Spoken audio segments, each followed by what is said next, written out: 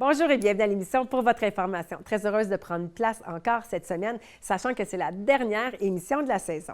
Au programme aujourd'hui, on parle avec la présidente et cofondatrice du Dîner en blanc qui aura lieu le 28 août prochain, Sandy Safi. On vous présente un spectacle très explosif qui prend résidence à Trois-Rivières au mois de juillet. Martin Dubé et Steve Diamond sera avec nous. Pour tout ce qui est les détails de la sécurité routière, M. Marouane sera avec nous. Les soins visuels sur la route, on parle avec l'entreprise Raymond et Côté. En entrevue en performance, Van Tibbs sera avec nous. À la chronique cinéma, Nicolas Vincent Poirier. Et on parle également du Centre de formation horticole de Laval avec Léona Grandpierre. Bonne émission.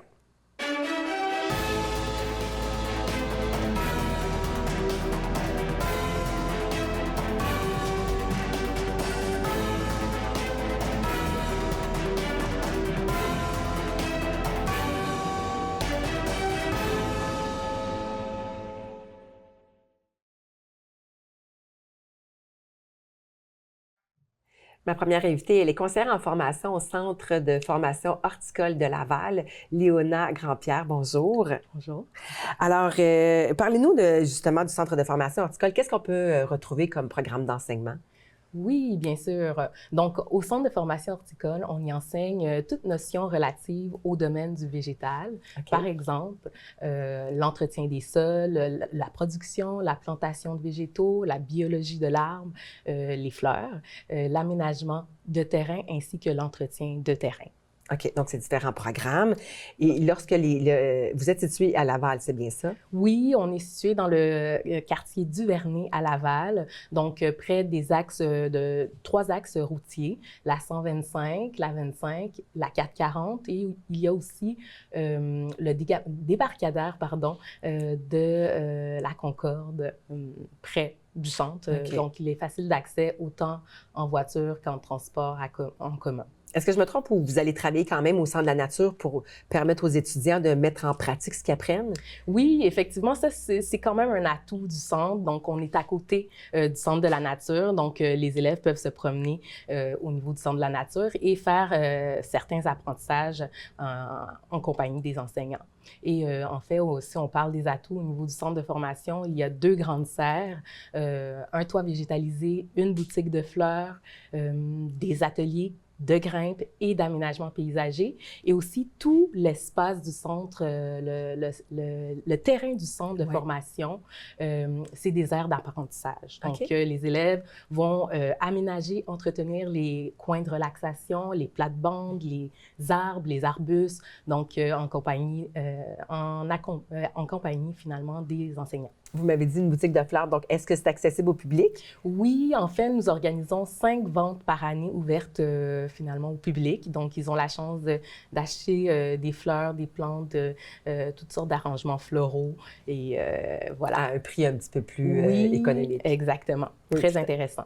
Et les jeunes, je me posais comme question, et les jeunes qui sont intéressés par ce domaine-là, mais qui n'ont pas nécessairement la compétence, est-ce que c'est comme contingenté? Est-ce qu'il y a des critères spécifiques pour pouvoir entrer dans les programmes ou non? Oui, en fait, il y a des critères spécifiques au niveau de l'admission. Bien sûr, moi, je suis conseillère en formation, donc il y a plusieurs possibilités d'admission. Par exemple, au niveau du programme d'élagage, il y a un processus d'admission, ce qui veut dire qu'il y a des étapes. Okay. Donc, il faut assister à une soirée d'information, une journée d'immersion, puis aussi fournir tous les documents exigés nécessaires à l'admission.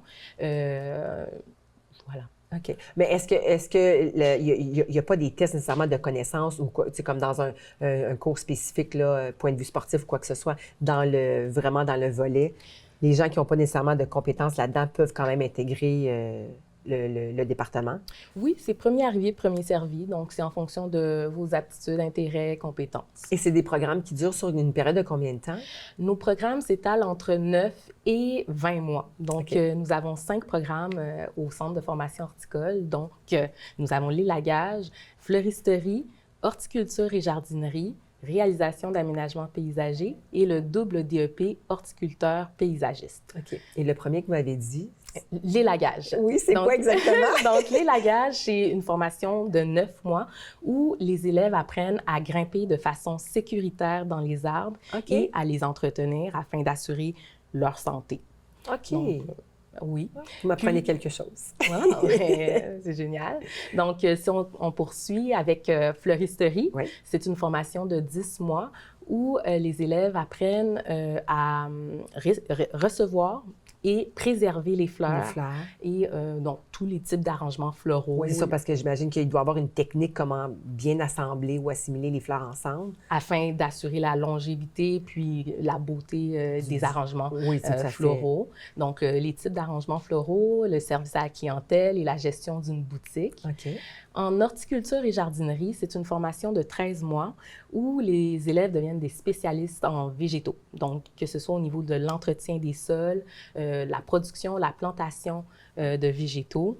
Ils apprennent toute une panoplie de notions. Ils apprennent aussi à concevoir des plans d'aménagement et aussi au niveau des maladies des plantes, à soigner les plantes et finalement reconnaître les maladies. Au niveau de réalisation d'aménagements paysagers, c'est une formation de 10 mois où les élèves vont apprendre à aménager et entretenir des terrains.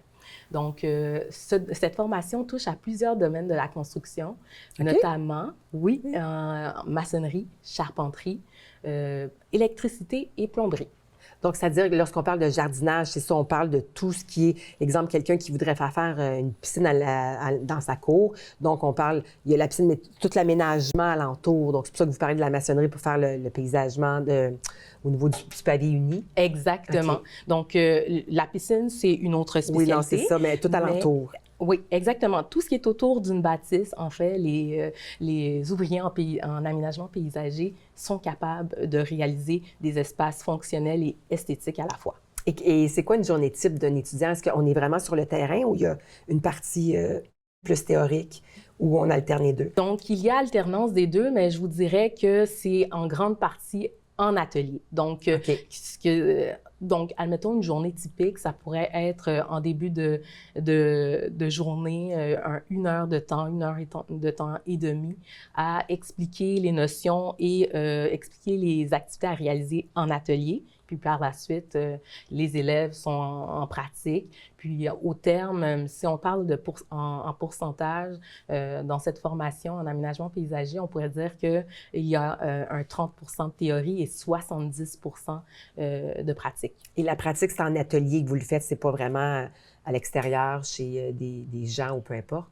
En fait, il y a un atelier d'aménagement où on peut creuser jusqu'à 6-7 pieds. Donc, il est vaste. Je pense que en fait, c'est 100 pieds par 150, donc il est quand même assez grand. Okay.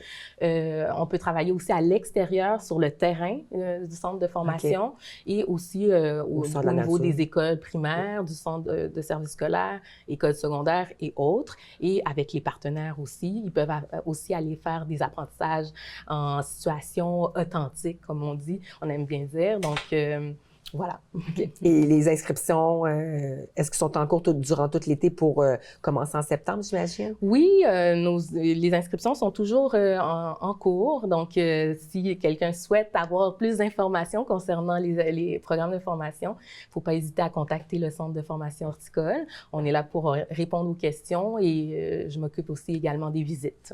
Donc, c'est vous qui allez prendre en charge justement les appels. Oui. Alors, allez voir Mme Grandpierre. Un gros merci d'aller nous voir. Ça fait plaisir. Merci. La prochaine invitée, elle est présidente et cofondatrice du Dîner en blanc. Sandy Safi. Bonjour, Sandy. Bonjour. Très grand plaisir pour moi de te recevoir. Grand plaisir pour moi d'être là. Oui, tout à fait. Donc, le Dîner en blanc, ça s'en vient à la fin de l'été. Dis-nous, pour les gens qui ne savent pas c'est quoi le concept du Dîner en blanc, qu'est-ce que c'est le Dîner en blanc? Oui, c'est un événement où les gens se rassemblent, un événement rassembleur communautaire où c'est un pop-up pique-nique. Les gens ramènent leur propre repas s'ils veulent, table et chaises, et puis se retrouvent à des points de départ à travers une ville. Puis on les emmène dans un site, un endroit secret pour faire un pique-nique avec toute la communauté d'autres participants du Dîner en blanc dans un lieu magique de la ville, idéalement un lieu typique de la ville. Voilà, ça rassemble à Montréal. C'est ça, c'est beaucoup de gens. Oui, environ 3000 personnes à Montréal qui se rassemblent pour un beau gros pique-nique communautaire en blanc. Et ça a déjà été jusqu'à peu près 5000 personnes. Ouais. Est-ce que c'est l'objectif d'aller atteindre le 5000? Non, l'objectif, je pense, c'est vraiment de pouvoir visiter des sites différents, de tailles différentes à travers les années. Donc, le site délimite un peu la quantité de personnes. Comme l'an passé, on était à la place d'Armes, tu sais, le max, c'était un peu 2800, 2000 quelques. Donc, on a arrêté là. C'est quand même pas des petits événements, là. Non, c'est un grand repas quand même à faire. Puis c'est important de spécifier, moi, je le vois comme un pique-nique quand même de luxe. Oui. Parce qu'on n'arrive pas là, on doit être vêtu que de blanc. Oui. Tout de blanc, là. Donc, tous les ustensiles, la nappe, les chaises, et tout doit être en blanc. Oui. Mais c'est pas des running shoes blancs, là. Non, vraiment bien habillé, de la tête aux pieds. Cette année, on a un thème. Donc, le thème, c'est la Belle Époque, une soirée parisienne. Donc, vraiment s'inspirer du thème. L'an passé, c'était les fleurs, un thème floral. Pour le décor de table, c'est des décors de table majestueux. Les vêtements, les chapeaux, tout ce que vous pouvez vous imaginer dans un grand pique-nique de luxe, effectivement. Oui, tout à fait. Moi, ça fait 10 ans que je le fais. Et c'est vraiment la sortie annuelle où on peut lâcher son fou et vraiment être très extravagant au niveau des grands chapeaux, des gants, des tenues. Je me souviens, à la 2e édition, j'avais sorti une robe de mariée. Donc, donc c'est possible. J'en entends parler, ça, souvent aussi. Ouais. On se laisse aller, puis on sort comme un peu toutes nos tenues. C'est un peu l'opportunité de s'habiller en d'autres choses, tu sais, puis de fitter quand même avec tout le monde qui est là, tout en étant, en s'exprimant dans, mais soit la mode, comment on s'habille, ou l'art de la table. Il y a des gens qui adorent recevoir et puis inviter un tas d'amis à l'événement, cuisiner pour eux, décorer la table pour eux, une table magique. Donc, on voit les gens qui se laissent aller ou du côté vestimentaire ou un peu du côté accueil et partage, qui sont des valeurs fondamentales. Comment vous faites pour choisir les thèmes? Comment c'est plus d'inspiration d'époque Paris? Non, mais cette année, on voulait un peu retourner à la source de l'événement. Et puis aussi, à un moment dans le temps où on était plus dans une paix, je dirais. Ouais. Donc, et puis c'était un moment de lumière. Tu sais, c'est quand même un moment important. C'est lorsque la Tour Eiffel a été créée. C'est le début des pique-niques d'ailleurs, la Belle Époque. C'est, je pense, c'est aussi et le Moulin Rouge et les cafés bistrots et c'était Paris à son apogée un peu, quelque chose qui était très chaleureux, très invitant qu'on essaie de recréer. Oui. Et aussi, il y avait un côté bohème aussi dans ce côté-là, avec les cancans et tout ça. Donc, ça donne énormément d'opportunités d'explorer ce qu'on veut porter, ce qu'on veut, comment on aimerait se définir lors de la soirée. Et c'est un événement quand même on doit s'inscrire et c'est sur certaines phases, hein? Oui.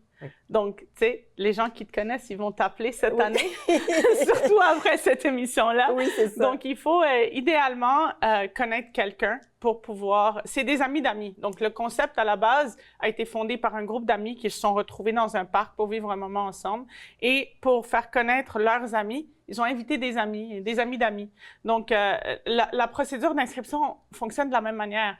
Donc, il y a le groupe de base, qui sont les personnes qui ont participé l'an passé, et eux peuvent recommander des amis.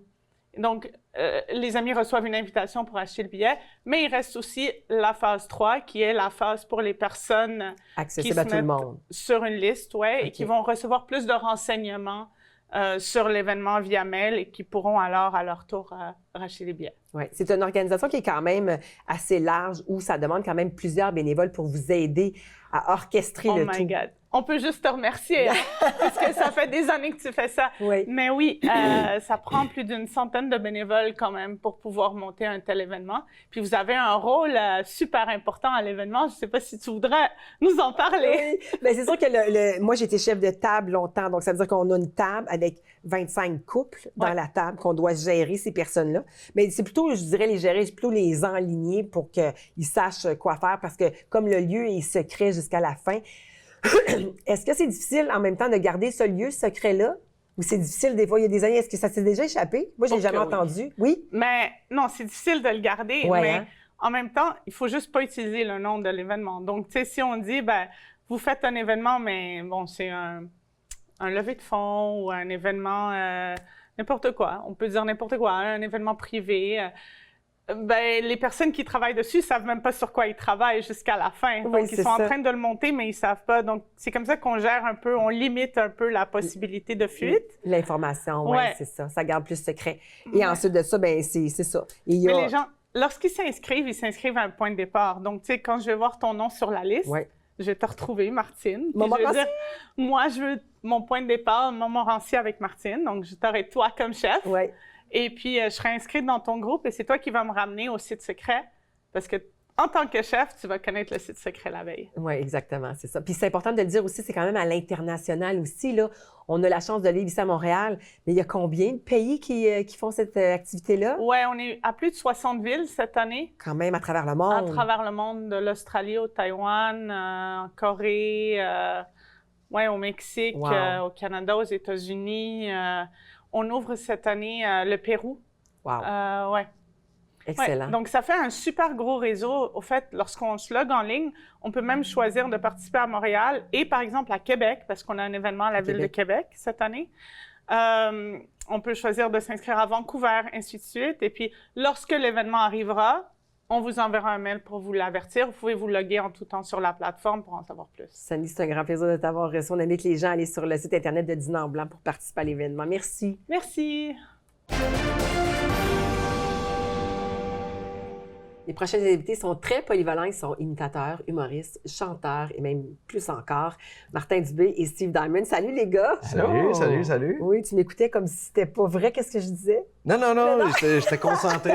Oui, c'est ça. J'étais concentré. Vous faites un spectacle qui est explosif, qui est vraiment extraordinaire. D'où est venue l'idée de ce spectacle-là? Vous faites des imitations et vous chantez vraiment. C'est phénoménal, toutes les voix que vous faites. Bien, merci. En fait, j'avais un projet au Casino de Montréal juste avant la pandémie. La pandémie a frappé, le projet est annulé. Puis là, je parlais avec Jacques justement, puis je disais, crème, pourquoi qu'on n'appelle pas Steve? Puis on pourrait peut-être monter quelque chose. Finalement, on travaillait à la même agence depuis plusieurs années, mais on ne se connaissait pas vraiment. On se disait bonjour, on s'est vu. Je suis allé voir son show, puis tu sais. Mais on n'était pas vraiment proches, on ne se parlait pas vraiment. OK. Fait que j'ai parlé de ça à Jack, puis je dis, on appelle Steve, puis on regarde ce qui se passe. Finalement, Martin était dans la Ligue américaine encore. Moi, j'étais dans la Ligue nationale. Tu sais. Le Big International. je suis encore dans le junior majeur.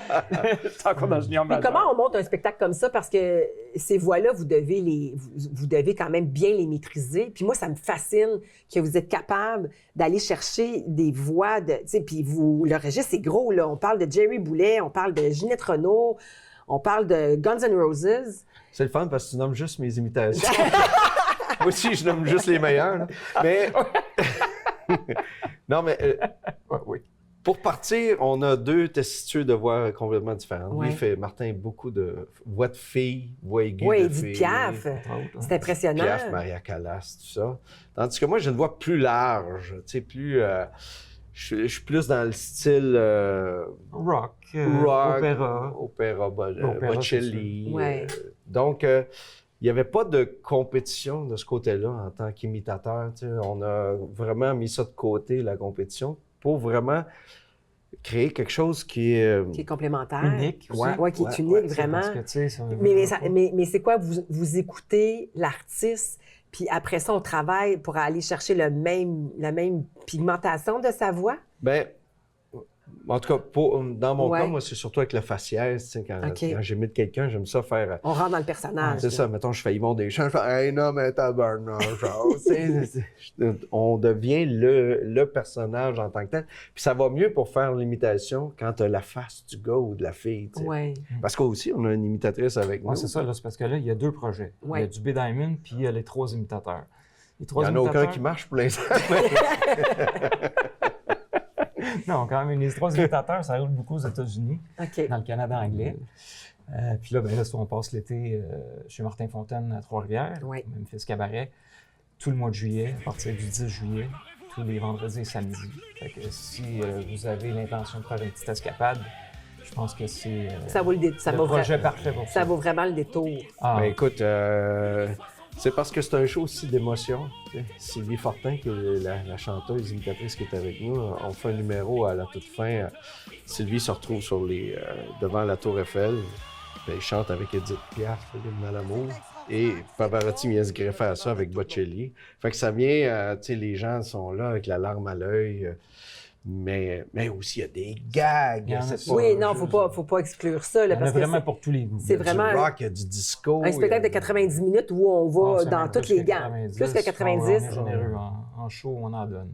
Les gens aiment ça, puis ça paraît. Fait que l'énergie est le fun. Fait qu'on est toujours en train d'en donner un peu plus.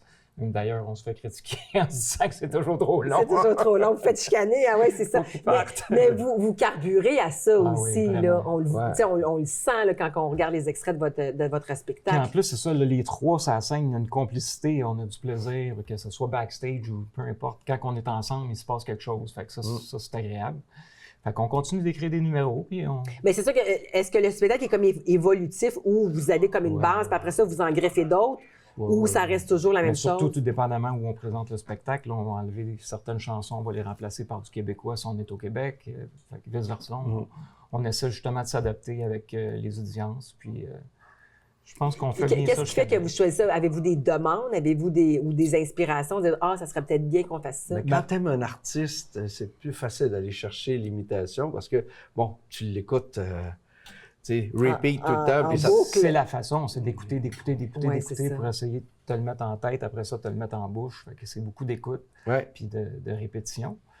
Mais oui, puis tu sais, il y a certaines imitations, il va l'écouter une fois, il va en faire tout de suite. Puis il y en a d'autres, ça va prendre plus de temps, c'est jamais pareil. Y a-tu, dans certaines, est-ce qu'il y en a qui sont plus challengeantes que d'autres pour aller chercher vraiment la précision?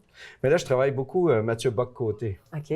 Fait que c'est très challengeant, comme tu dis, pour moi, parce que c'est quelqu'un qui se répète en parlant, tu sais, puis en même temps, ben, tu sais, faut que tu sois renseigné pour faire du Mathieu Bock-Côté. Il faut pas peut-être dire que des conneries, il faut vraiment savoir ce que tu dis, parce que c'est pas juste l'imitation, il y a la recherche en arrière du personnage aussi, de la personnalité.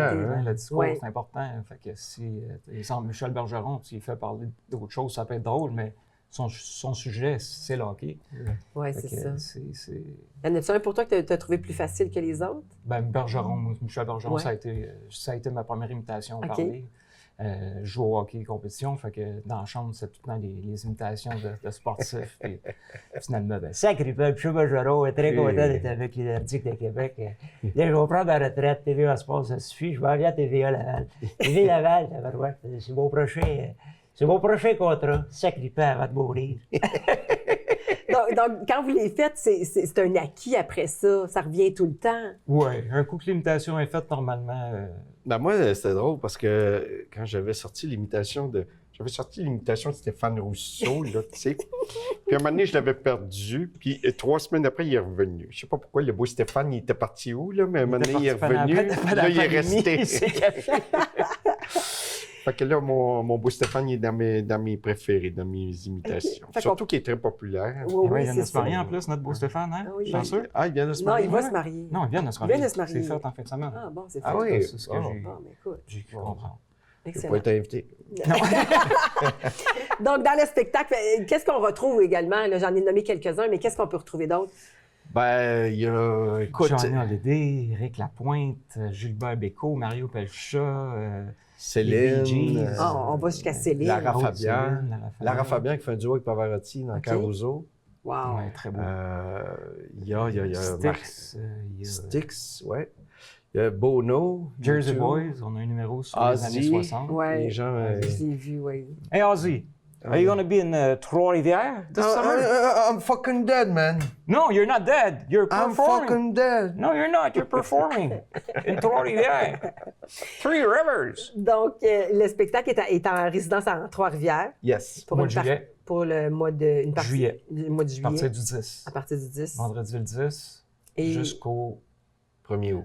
Samedi le 1er août. Jusqu'au 1er août. Et aussi, vous faites des États-Unis également aussi. Oui, mais là, ça recommence à partir de l'automne. On va se rediriger un peu partout. On s'en va en Alberta aussi, du côté canadien. Octobre. On va à Edmonton. Mais là, j'ai vu quelques dates qui viennent de se greffer. On Donc, fait des tournées, Est-ce des que vous conservez mini-tournées. quand même vos carrières respectives solo? Oui, bien sûr. Toi, tu te bien promènes sûr. un peu plus à l'international? Ouais, ben moi, je suis en Europe de ce temps-là. OK. Tu sais, je suis beaucoup en Suisse. Je suis atterri hier, je repars mercredi prochain. Fait que, Moi, je suis à l'épicerie beaucoup de ce temps-là. ouais. Il est allé hier, il avait oublié Ouais. un cocon. Il est retourné à ça. Non, mais Mais toi, oui, nous autres, on est Martin, sur tu étais venu l'album. nous voir sur ta Exact. chanson Butterfly qui, C'est ça. justement, donne beaucoup Ça de... va Écoute, bien, ça va ça va super bien. bien, là. C'est tellement impressionnant. Une trentaine de pays déjà, là, c'est assez incroyable. Ouais. Ah, vous trouvez ça impressionnant? Puis les autres sont prêtes. On est rendu à 7 tonnes de prêtes. Ça s'en vient. Oui, donc on va le voir de plus en plus. Donc, je rappelle les dates, donc à Trois-Rivières pour tout l'été. Donc, c'est un beau road trip, c'est une belle vacance, une sortie que les gens peuvent aller. C'est C'est quand surtout même une belle soirée. Puis, Oui, C'est tout à super fait. spectacle. C'est ça, en plus. plus. la Si nourriture. tu veux voir juste le spectacle, il y a des bancs en haut, mais tu sais, en bas, c'est tout C'est un des super tables, spectacle. super Super spectacle. spectacle, ouais. L'ambiance est incroyable. Puis c'est quand même Martin Fontaine qui a créé ça. Fait que Ouais. c'est vraiment... Tu as l'impression de rentrer dans une salle de spectacle, une grande scène, l'éclairage, l'écran. Fait que tu sais, les C'est équipements du haut sont calibre. là. C'est celui qui fait Elvis, ça. Oui, c'est Martin Fontaine. OK. Ben, l'ancien roux. Ah, il est plus roux à ce Non, il est plus roux à cette heure. Il était roux, mais il a changé. Mais vous avez vraiment une création qui est digne d'aller à Vegas, pratiquement, là. Bon, notre show, je pense que oui. Sérieusement, Ouais. on a... Est-ce que c'est vos ambitions? Ben là, c'est certain qu'avec tout ce qui se passe présentement partout dans le monde, les résidences aux C'est plus États-Unis sont difficile. assez rares Ouais. de ce temps-là. Mais oui, effectivement, ça fait partie des plans de continuer à faire des shows, peu importe. Depuis que c'est réouvert, on va aller jouer au Détroit d'Ormuz. Oui, il y avait possibilité d'avoir une scène flottante. Fait qu'on a parlé avec Donald, puis finalement, ça se fera pas. Il n'y a plus de budget. C'est beau, les gars. Merci beaucoup d'être venus voir. On vous souhaite longue vie à votre Merci spectacle. Puis on invite Merci. les gens à la Trois-Rivières pour Venez vous nous voir. Merci. Les trois imitateurs.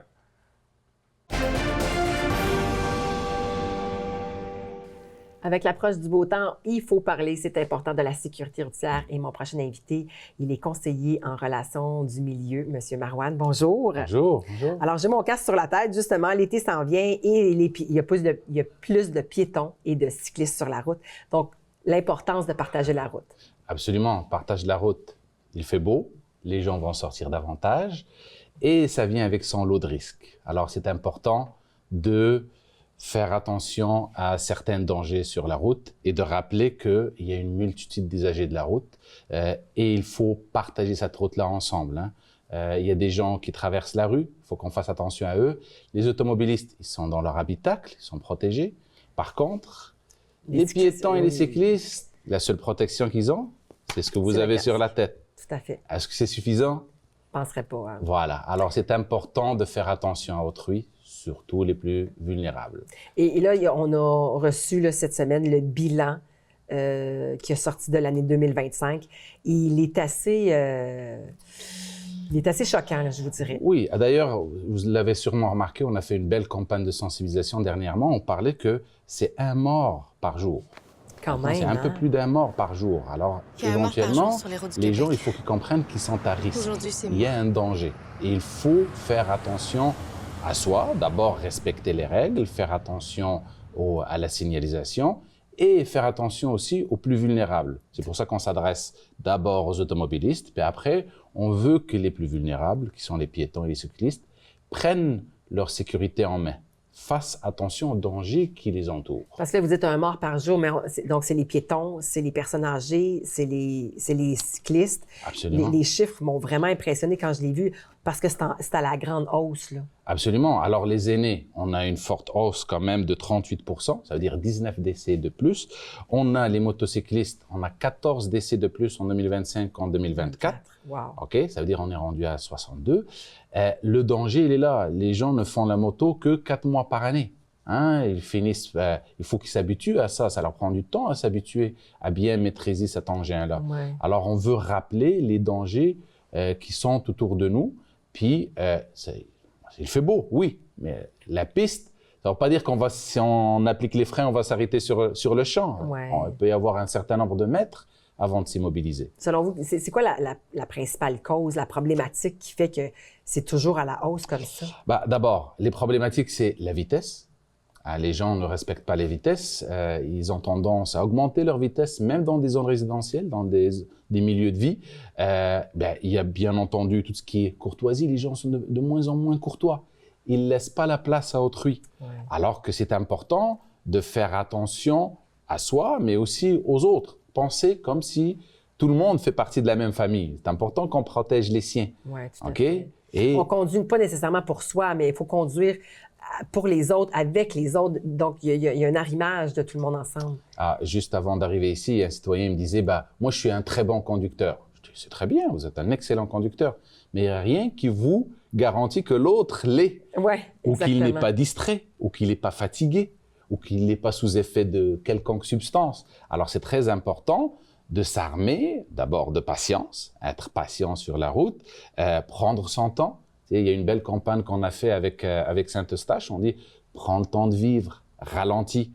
À quoi bon dépasser la limite pour éventuellement t'arrêter à un feu rouge? Tu vas le perdre éventuellement. Exactement, oui, Voilà. c'est ça. Donc, on pense qu'on va plus vite sur le moment, mais en bout de ligne, ça reste comme pratiquement la même chose. Considérez-vous que, on le sait, là, la présence du cellulaire de plus en plus fréquente sur la route, malgré toutes les interventions au niveau des billets de contravention, là, vraiment salés, considérez-vous que le cellulaire comme empire ces chiffres-là? Le cellulaire fait partie des distractions. Et la distraction, c'est la première cause de décès au Québec. OK? Oui, c'est la plus haute, le cellulaire, mais ça reste que manger, boire, fumer. 22% des distractions, c'est dû à la cigarette. Hein? Il la fume puis il la regarde. Hein? Il l'apprécie. Sérieux? Oui. OK, Alors, j'aurais pas pensé. c'est les enfants, hein? tout ce qui est autour de soi, ça reste, c'est une distraction. Parler, même à l'aide du Bluetooth, Ouais. ça nous prend jusqu'à 6 secondes, une fois qu'on a raccroché, ça nous prend jusqu'à 6 secondes pour se reconcentrer avec la route. Ah, quand même. Alors, le danger, il est là, Donc, il est présent. Ce 6 secondes-là peut faire une méga différence. Une On pense que c'est méga. rapide, 6 secondes, mais ça peut créer C'est un impact. traverser un terrain de football, puisqu'il y a la Coupe du Monde, là, on est en plein Ouais. Coupe du Monde, c'est traverser ce terrain de football les yeux fermés. Mais on ne le ferait pas sur la route. Le c'est ça. danger, il provient de partout. Quel conseil principalement vous donneriez aux conducteurs? D'abord, c'est de réduire la vitesse. On a un sérieux problème. Ouais. Même, je l'ai dit tout à l'heure, dans les milieux de vie, c'est important de baisser sa vitesse. C'est pas une suggestion, là, 30 km/h, 40 km/h. Pour rien, non. Ouais. Si c'est pour ça, c'est pour y a une Ça a été raison. étudié. Ouais, c'est ça. Ça a été étudié pour s'assurer qu'il y ait le moins d'accidents possible. Alors, respecter la limite de vitesse, elle est là. Il y a des règles pour nous protéger. Alors, c'est important de les respecter. Soyez courtois, hein? Relaxez, prenez le temps d'apprécier le moment. Ouais. Hein? Vous faites de la moto, vous faites du vélo, vous êtes en automobile, vous allez être pris dans le trafic, surtout dans la région de Montréal. Ouais. Hein? On a deux saisons, hein? L'hiver et les travaux. Alors, prenez votre temps. C'est comme si on essaie de se sauver de ces situations-là, mais d'emblématique, Non. on sait très bien que ça fait partie Ça fait du partie. déplacement. Absolument, absolument. Et aussi, il y a quand même une responsabilité au niveau des piétons et au niveau des cyclistes qu'ils se doivent quand même d'avoir et de respecter. Des fois, on a l'impression que la responsabilité est juste au niveau du conducteur de l'automobile, mais le véhicule, le cycliste a aussi une part de règlement à suivre. Absolument, absolument. L'automobile, on leur dit, si vous êtes en présence d'un cycliste, c'est important de leur laisser l'espace nécessaire, à savoir que si 50 km/h et moins, on leur laisse 1 mètre. Si 50 km/h et plus, on leur laisse 1,5 mètre. Mais de l'autre côté, le cycliste aussi se doit de respecter les règles. Il ne peut pas rouler n'importe où. Ouais. Hein? Si c'est une piste cyclable, comme ici, dans le coin, allez-y sur la piste cyclable. S'il n'y a pas de piste cyclable, allez à droite, complètement à droite. Et faites attention aux portes de voitures qui s'ouvrent. Ouais. Faites attention, assurez-vous de respecter les règles comme un automobiliste. À l'arrêt, on s'arrête. Oui, parce que c'est ça. Moi, j'ai déjà croisé un cycliste puis surtout à Montréal, tu sais, l'été, il y en a beaucoup de cyclistes. Moi, je suis pas habituée à Montréal, là, j'aimerais que ça sorte de partout. Mais des feux rouges ou des arrêts, les cyclistes se doivent aussi de les Absolument. respecter, là. Souvent, je m'étais fait donner un coup de pied sur mon véhicule parce que mais j'avais le droit de tourner, mais le cycliste n'a pas fait son arrêt, donc il m'a comme coupé, mais dans le fond, il aurait dû faire son arrêt. Eh oui, c'est une problématique. Ils pensent qu'ils ont un droit de passage. Non, c'est pas vrai. C'est important qu'ils respectent la signalisation comme un automobiliste. OK? C'est important qu'il soit visible aussi. Hein? qu'ils aient, si c'est le soir, qu'ils aient leur lumière blanche en avant, leur lumière rouge à l'arrière, qu'ils soient, là j'ai apporté... Et surtout avec les casques, c'est tellement important. J'en vois des fois qui portent pas de casque, puis là je me dis, ben c'est minimal. C'est pas obligatoire. Pas obligatoire, mais... c'est tellement, ça peut sauver une vie, c'est incroyable. Parce qu'on sait pas, un accident, c'est justement, il n'y a rien de prévisible là-dedans. Là. C'est vite arrivé. C'est vite arrivé. Et là, vous avez ça qu'on peut, un cycliste ou même un piéton? Le piéton, alors, je vous l'offre. Hein? OK. C'est un beau brassard fluorescent, c'est important. Le cycliste pourrait le mettre. Alors, lui, il a déjà ses lumières, il a ses réflecteurs sur le vélo qu'il peut rajouter. Mais il peut se l'ajouter pour attacher son pantalon pour ne pas que la chaîne puisse être prise, son pantalon soit pris à la chaîne, dans la chaîne. Il y a aussi le piéton. On rappelle au piéton d'être visible. Tant le cycliste doit porter des couleurs vives, le piéton aussi, c'est important qu'il soit visible.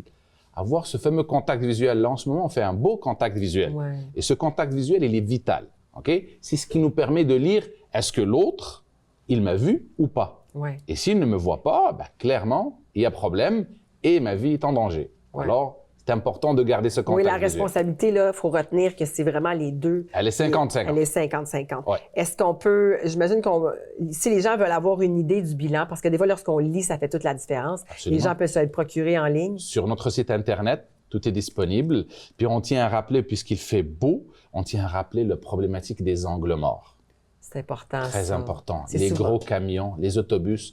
Les gens pensent que parce que c'est gros, il va nous voir. Non. Pas nécessairement. C'est bien le contraire. C'est comme un éléphant. Un éléphant, il vous voit pas. Vous Il est trop êtes gros. une souris à côté. Ouais, c'est ça. Alors, très important de garder le contact visuel. Si on voit ses yeux à travers le rétroviseur ou le pare-brise, c'est qu'il nous voit. Si on ne le voit pas, qu'il ne nous voit pas. Ça veut dire qu'il ne nous voit pas, puis on est en danger. Aussi pour le cycliste, parce que souvent, il pense qu'il est égal. Tout à fait. C'est un grand plaisir de vous avoir avec nous. Donc, on rappelle aux gens, soyez prudents pour tenter de faire baisser les statistiques et de garder nos personnes en vie le plus possible. Un gros merci d'aller nous parler. Merci bien, merci.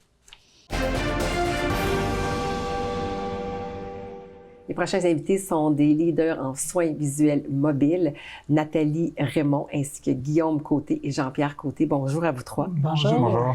Alors, vous avez, je le disais d'entrée de jeu, vous faites justement des soins visuels mobiles et c'est une entreprise qui date quand même de 34 ans. C'est quand même pas rien. Vous visitez plusieurs CHSLD ou résidences de personnes âgées. Moi, je suis curieuse de savoir d'où ça part, cette idée-là de vouloir être mobile pour offrir des soins visuels. Bien, je vais me permettre de répondre. Évidemment, Nathalie et moi, on voulait se distinguer à l'époque. On voulait trouver une façon différente d'exercer notre pratique. Et on était à une époque aussi où il y avait beaucoup de compétition et c'est très, je vous dirais, commercialisé, là, la lunetterie. Et moi, personnellement, je voulais me détacher de ça. Okay. Donc, j'avais un besoin... peut-être pas vraiment clairement identifié, mais en dedans de moi de faire la différence pour des gens. Et on a eu une bonne idée un dimanche soir derrière un bon roast beef chez mes beaux-parents qui étaient entrepreneurs d'offrir un service mobile pour les aînés. Et lorsqu'on parle justement d'aînés, qu'est-ce qui fait que c'est différent d'offrir ce service-là? Parce que vous allez directement dans les CHSLD ou les résidences de personnes âgées et c'est des personnes qui peuvent être à mobilité réduite ou des situations plus difficiles à passer l'examen. Mm-hmm. Donc, c'est différent au niveau de l'examen. Au niveau de le fauteuil, par exemple, vous pouvez passer les personnes directement dans leur chaise roulante. Effectivement, la posture est différente. Hein? En fait, ce qui fait la grosse différence, c'est que d'abord, on rend possible pour les gens qui ont de la difficulté à se déplacer. Des fois, ils sont en perte d'autonomie physique et ou cognitive aussi. Alors, ça les rassure d'être examinés dans leur milieu de vie. On optimise les résultats de l'examen dans ce temps-là. Et puis, et on les voit dans leur milieu de vie, dans leur fauteuil dans lequel ils sont habitués de passer la journée. Alors, au niveau postural, on est plus en mesure d'adapter une lunette qui répond à leurs besoins posturaux, justement. Tout à fait. Parce que vous êtes opticien de formation. Oui. Et il y a votre garçon qui vient de se joindre à l'entreprise. Oui. Donc, l'influence de papa et maman de vouloir continuer le milieu.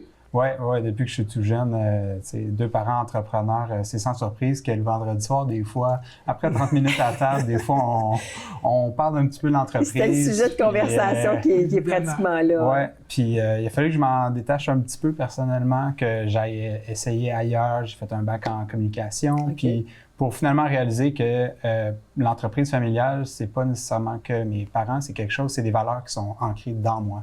Je m'en suis pas rendu compte au travers de toute ma jeunesse, mais vraiment, c'est la mission de Raymond Côté que de rendre la vision accessible à des gens en mobilité réduite. Là. Je sais pas, on dirait que ça m'a pris un certain temps à comprendre que c'était venu me chercher plus que je le pensais. Parce qu'il y a quelque chose de beau là-dedans dans les gestes que vous faites quand même d'offrir ce service-là, parce que vous êtes, je pense, quand même unique quand même à offrir ce service-là. Oui, bien, je pense, c'est le cœur de l'entreprise. Là. C'est de sentir, on a tous besoin de gagner notre vie, on a tous besoin de travailler, mais si en plus ton travail te procure une estime parce que tu fais la différence à des gens qui ont vraiment besoin de toi, ça fait toute la différence. Oui, tout à fait. Et en septembre dernier, vous avez mis pignon sur rue justement une clinique de soins visuels avec une adjacent lunetterie pour justement offrir le service. Et c'est important aussi de le mentionner, là, que votre salle est adaptée à ça. Oui, absolument. Bien, évidemment qu'on s'est bâti un réseau d'optométristes. Il y a une optométriste même qui est associée avec nous maintenant à Mirabel. Et on a adapté parce que le besoin se faisait sentir. Il y a une clientèle qui nous appelait et nos anciennes installations ne nous permettaient pas d'accueillir une clientèle à mobilité réduite. Et comme on avait un avenir là, avec une relève, dont Guillaume fait partie avec Catherine et Soigny, optométristes, donc, finalement, il a fallu réaliser un pignon sur rue pour recevoir cette clientèle-là. Oui.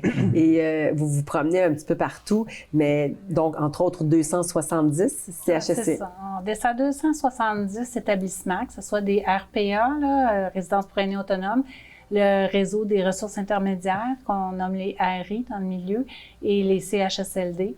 Et majoritairement sur l'île de Montréal, d'est en ouest, là, de Vaudreuil à Repentigny. On dessert la rive sud jusqu'à Saint-Hilaire. Quand même, hein? L'île de Laval au complet. La rive nord de l'Assomption à Deux-Montagnes. Et Deux-Montagnes-Saint-Eustache, c'est ça. Et on va sur la rive nord jusqu'à Sainte-Agathe. OK. Et vous faites des visites, j'imagine, évidemment, annuelles. Une fois par année, vous allez dans les résidences. Est-ce que dans une journée, c'est possible de faire la résidence au complet, ou des fois, ça s'étale sur plusieurs jours? Et vous m'avez dit aussi que vous avez plus qu'une unité mobile, parce que la demande est là. Bien, on est quand même rendu 25 personnes dans l'équipe. Pour moi, ça me touche beaucoup de voir que 25 professionnels qui ont décidé de faire de notre pratique qu'on avait imaginé leur réalité de vie professionnelle de tous les jours.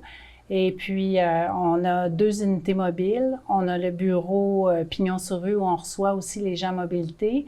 Quand on va dans une résidence, il y a des résidences qu'on visite plusieurs fois par année. Okay. Ça dépend de la capacité de la résidence et de l'organisation à l'interne. Mais il y a des résidences qu'on peut aller jusqu'à une fois par mois aussi, là, tellement qu'ils ont des besoins. Oui, c'est ça, ça va aux besoins. Effectivement. Excellent. Bien, bravo à ce que vous faites. Vous faites vraiment du bien à la communauté. Je pense que les gens apprécient énormément de pouvoir ne pas se déplacer, là, parce qu'on le sait, quand on est une personne âgée, ça peut être une problématique là, de devoir aller prendre un rendez-vous. Donc, de venir. Bien, félicitations. Une très belle entreprise et bonne chance, Guillaume. Comment tu vois ça? Parce que d'être opticien, c'est quelque chose. Tu viens de graduer. Félicitations. Oui, merci. Et tu vois ça comment, la suite des choses? C'est sûr. Juste d'essayer de tout assimiler puis de un peu reproduire le modèle que mes parents ont pris 34 ans à mettre en place, puis à un peu aller chercher leur niveau de crédibilité puis leur expertise qu'au fil des années, on peut pas, en tant que professionnel, on peut pas se prononcer comme étant avoir une expertise dans un domaine, mais veut pas, avec 34 ans auprès de justement la mobilité réduite, les personnes aînées également qui des fois représentent des troubles cognitifs un peu, où est-ce qu'on doit naviguer là-dedans. Il y a beaucoup de choses à apprendre puis à perfectionner au niveau de, je veux dire, ma pratique d'opticien. Fait que les prochaines années, ça va être principalement concentré à ça, puis de prendre le flambeau puis essayer de leur ressembler un peu. La barre est haute, mais vous avez des bons coachs et bons professeurs à côté de vous. Si je peux me permettre, avec la relève qu'on a, je pense que l'entreprise va aller encore plus loin que où ce qu'on l'a amené. Oui. Donc, pour les personnes, justement, les résidents de personnes âgées, ils peuvent vous contacter pour pouvoir avoir accès à vos services. Et on rappelle aux gens qui peuvent venir à la boutique de Mirabel également, qui est pignon sur rue pour tous les soins adaptés à la mobilité réduite. Un gros merci d'être venu nous voir. Bien, bienvenue. Merci à vous. Merci. Au revoir. Je fuis les bandes annonces comme si c'était la peste, ou presque. Mais en tout cas, j'essaie de ne plus regarder les bandes annonces avant d'aller voir le film. Et un bon exemple, c'est le film dont on va parler aujourd'hui, Disclosure Day, ou en français, La Révélation. Et qu'est-ce que c'est cette révélation-là qu'on nous promet? Eh bien, c'est la divulgation de la vérité à propos des extraterrestres. Vous l'avez compris, c'est un film de science-fiction. C'est réalisé par Steven Spielberg, écrit par David Cope. Et vraiment, bon, c'est un très bon duo ensemble. Et ce qui est particulier, c'est que c'est inspiré, en tout cas, ça fait pas si longtemps que ça que Spielberg a pensé à l'idée de faire ce film-là, parce que c'est inspiré, entre autres, sur la fascination qu'on a en ce moment, bon, au niveau des ovnis et ce qui a été dévoilé au Congrès américain. Donc, on n'a pas dévoilé tant de choses que ça, mais bon. Donc, en ce moment, on en parle beaucoup. Et bon, dans le film aussi, bon, disons que ça va pas très bien au niveau de la politique internationale en ce moment. Et c'est reflété aussi dans le film. Parce que dans le film, bon, on comprend qu'on est sur le bord de la Troisième Guerre mondiale. Et là, à travers ça, on comprend qu'il y a des gens qui en savent beaucoup plus sur les extraterrestres et que, bon, ils veulent dévoiler la vérité. Donc, c'est un combat entre ceux qui ne veulent pas que la vérité soit dévoilée et ceux qui veulent dévoiler la vérité. C'est très vague la manière que je le dis et c'est exactement ça qu'il faut parce que ce film-là, Spielberg l'a dit, une bande-annonce, pour lui, ça reflète l'atmosphère du film. Et c'est très vrai, la bande-annonce reflète bien l'atmosphère du film Disclosure Day. Mais par contre, on nous promet quelque chose d'énorme. Et moi, heureusement, en tout cas, quand j'ai vu le film et j'ai regardé la bande-annonce par la suite, ce qui fait en sorte que j'ai bien apprécié le film. Je l'ai vraiment apprécié. Est-ce qu'il y a des punchs? Est-ce que j'ai trouvé qu'il y avait des punchs? Pas vraiment, mais en même temps, dans un film de Spielberg, est-ce qu'il y a tant de punch que ça? J'ai jamais trouvé. Donc, l'idée que tout à coup, un film de Spielberg allait nous amener en quelque part et nous dévoiler des choses extraordinaires, non, pas tant. J'ai jamais vraiment cru. Mais pour ce que c'est très bon. Ça a une approche qui est différente, admettons, de ce qu'on a l'habitude de voir sur les extraterrestres. Et bon, il y a des mauvaises bandes-annonces qui nous donnent trop d'informations. On regarde la bande-annonce, puis je sais je sais c'est quoi le punch du film, je sais qu'est-ce qui va arriver. On a tout vu, on a vu les meilleurs moments. Et d'autres bandes-annonces, comme le film Disclosure Day, où on nous promet, mais tellement, et est-ce que c'est le cas? J'ai pas trouvé tant que ça. Et peut-être que si j'aurais vu la bande-annonce avant de voir le film, eh bien, peut-être que oui, j'aurais été extrêmement déçu. Mais pour ce que ça dure presque, c'est un film de 2h20, 2h25. Moi, je me suis pas ennuyé pendant une seconde et ça commence très direct. Hein? On dirait qu'on a manqué, on dirait que ça commence et on a manqué comme une 40aine de minutes. Là. Ça commence assez rapidement. On est déjà en pleine action dans l'histoire. Et bon, je ne peux pas dire évidemment comment ça se termine, mais ça peut continuer pendant très longtemps encore. Là. Donc, il n'y a pas un moment où je me suis ennuyé sur ce 2h20-là. C'est un film que je conseille à tout le monde, mais sans voir de bande-annonce. Et bien sûr, si vous n'aimez pas les films de science-fiction, c'est peut-être pas pour vous, mais en dehors de ça, bon, il y a un petit peu d'humour, il y a de la science-fiction, il y a de l'action, il y a du drame, il y a à peu près tout ce qu'on veut. C'est digne d'un film de Spielberg. Et je pense que Spielberg, c'est un film très personnel. Bon, il a fait Close Encounter, il a fait E.T., la guerre des mondes en 2005 avec Tom Cruise. Et là, ce film-ci qui arrive à ce moment-là dans sa carrière, j'ai l'impression que c'est vraiment un film personnel pour lui. Et ceux qui n'ont pas aimé ça, eh bien, je les comprends parce que regardez cette bande-annonce-là que j'ai vue par la suite, eh bien, voyons donc, on nous promet on nous promet quelque chose d'incroyable et la livraison, bon, c'est très différent de ce que la bande-annonce montre, mais j'ai aimé cette approche-là et c'est un film que je vous conseille. Et sur ça, bien, je vous souhaite un très bel été et on se revoit cet automne. Elle est auteure, compositrice et interprète Van Tibbs. Bonjour, Van. Allô!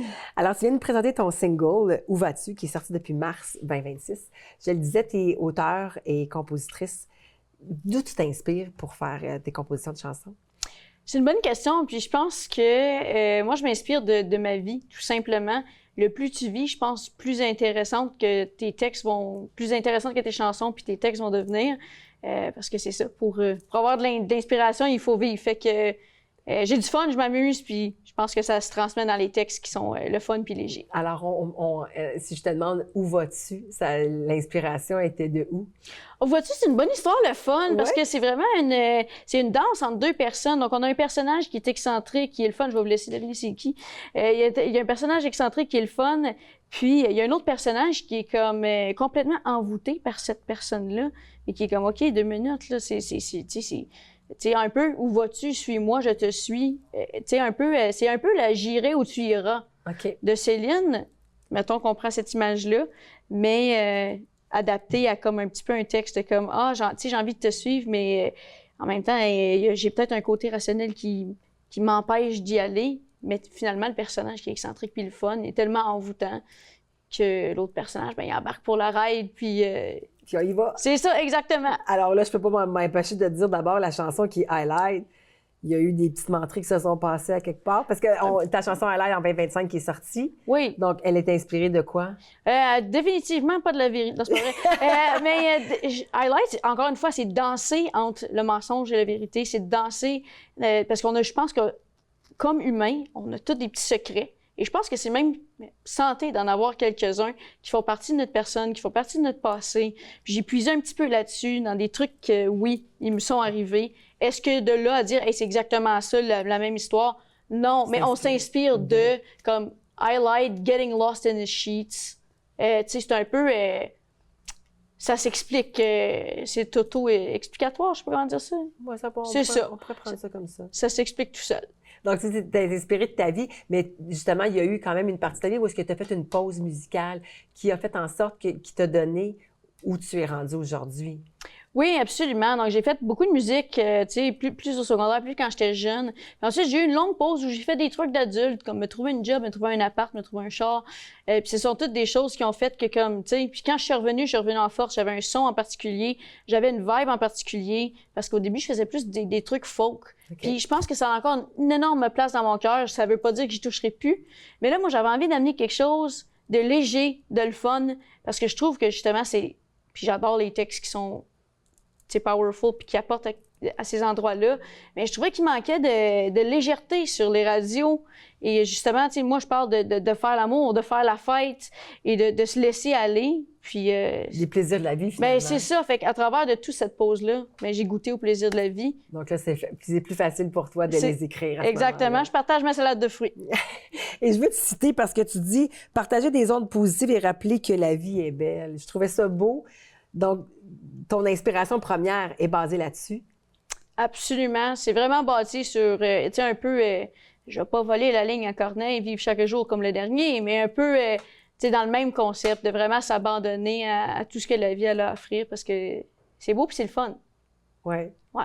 Oui, donc on t'est inspirante quand on t'écoute par rapport à ça. Tu vas nous interpréter la chanson tantôt, mais il y a aussi plusieurs projets qui se préparent pour l'été et l'automne.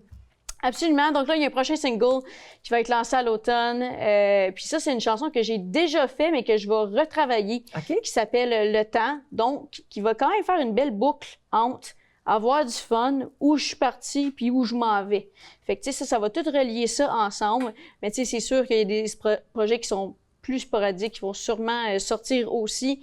Puis des fois, c'est difficile en entrevue d'en parler. Puis on parlait de ça quand on n'était pas en ondes tantôt, c'est que quand on dit quelque chose sur les médias, bien, ça reste. Fait que je ne ferai pas de promesses qui ne seront pas tenues, mais si les gens me suivent sur les réseaux sociaux, ils vont avoir tous les détails. Ils vont avoir les détails, ils vont avoir du fun, puis ils seront pas...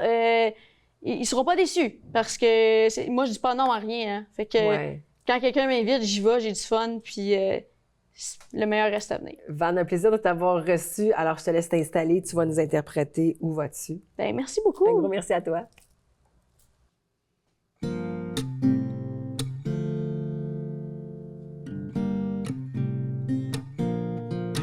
Je lui ai dit où vas-tu? Peu importe où tu pars, moi c'est là que je veux aller. C'est là où je veux me perdre, c'est là que je veux exister.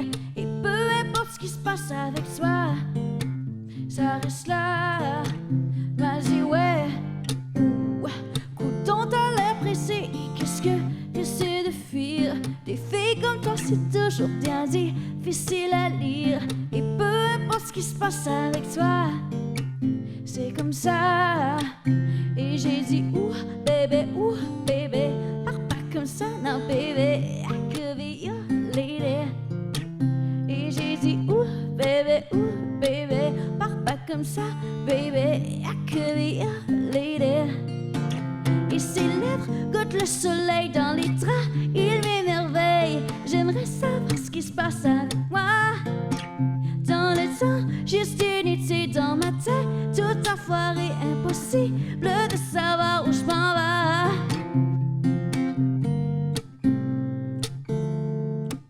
Si je te dis où on va, faut pas rester surpris, moi je danse avec le vent. C'est sûr que je peux me perdre dans tes yeux de temps en temps. Si on oubliait notre vie d'avant, t'es partant, tu dis ouais. C'est vrai que ça fait rêver, pourtant je ne sais plus quoi dire. J'ai envie de me perdre dans chacun de tes désirs. Si on oubliait toute la charpente, t'es partante. Et j'ai dit ouh bébé, pars pas comme ça, non bébé, I could be your lady. Et j'ai dit ouh bébé, ris pas comme ça, non bébé, I could be your lady. Et son corps goûte les groseilles, je ne serai plus jamais pareil. J'aimerais savoir ce qui se passe avec moi. Dans le temps, juste unité dans ma tête, tout à foirer, impossible de savoir où je m'en vais.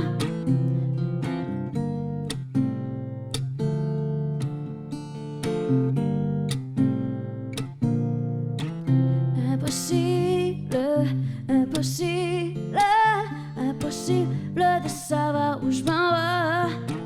Impossible, impossible, impossible de savoir où je m'en vais.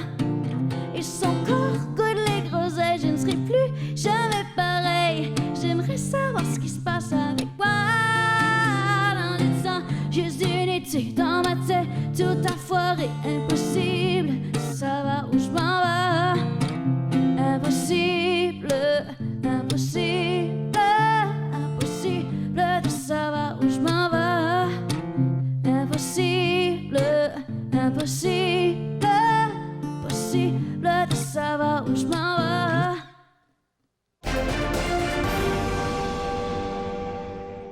Et voilà, c'est ce qui conclut le contenu pour cette semaine. J'espère qu'encore une fois, ça vous a plu. C'était la dernière émission de la saison. On tient à vous dire de toute l'équipe, du plus profond de notre cœur, un gros merci d'avoir été présent et fidèle à chaque semaine.